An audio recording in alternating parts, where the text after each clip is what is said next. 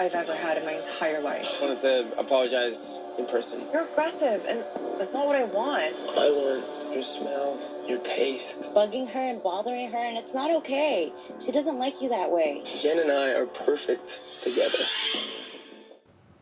Hello everybody, welcome back to Screenstars. I'm here today to bring you my review for the 2021 thriller A Stalker in the House, a film that is written and directed by Jared Cohn, and it stars Veronica Issa and Jack Pearson.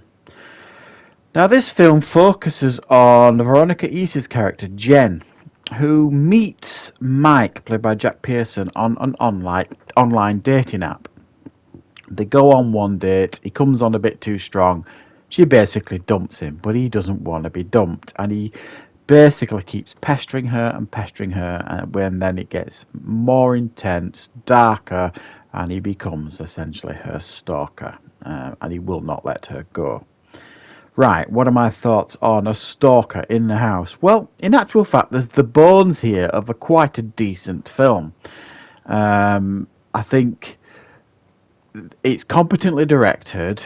It looks decent enough in regards to its production values, although yes, it is fairly low budget stuff, but it doesn't feel cheap or anything like that when you're watching it.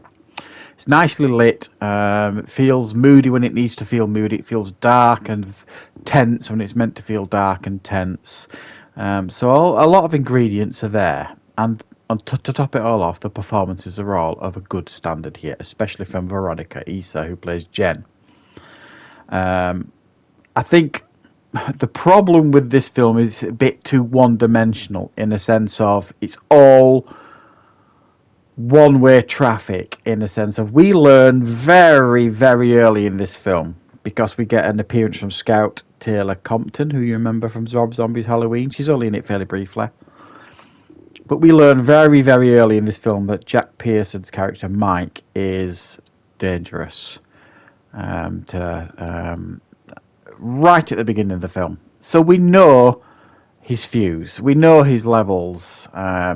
So there's no real surprise of who this character, and there's no real build-up as to what he's capable of doing, or how he's slowly, crumbling as the film's going on, how his obsession is building, and how it could potentially lead to a very, very dark place. And we learn really quickly within the first 5 minutes of the film that he has got a short fuse and he's very, very dangerous.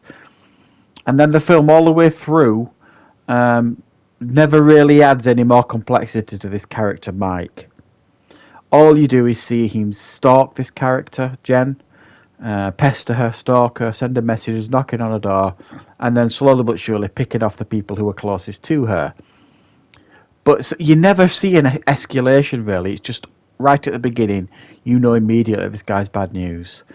There's no build-up to it, so, there isn't any pleasantries early on, and then it slowly turns dark.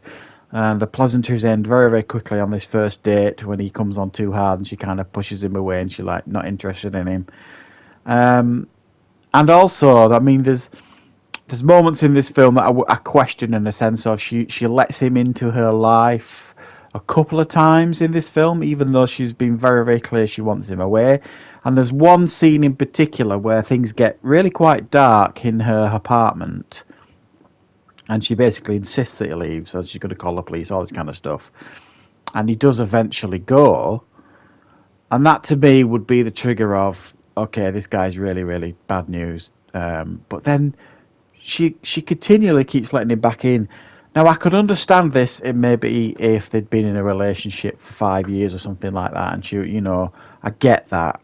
And maybe it's my naivety, I don't know, because I would never treat a woman like that. And I wouldn't expect to be treated like that, and I wouldn't let somebody back in my life if that sort of thing was happening. But it just, I don't know, it didn't play true sometimes, this film. And I would have loved to see a little bit more complexity to the character, especially of this Mike character.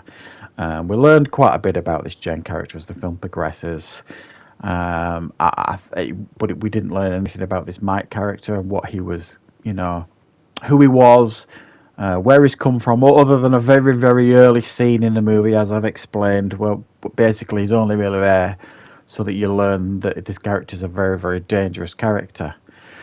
So I think while this is quite watchable as a thriller, and there are some startling moments in it, and it's decently filmed, and the message out there about stalking is bad and all that kind of stuff. It's all there, and there are some fairly shocking scenes here and there of when his fuse goes and his temper comes out, and how you see how dangerous he is continuously, I suppose.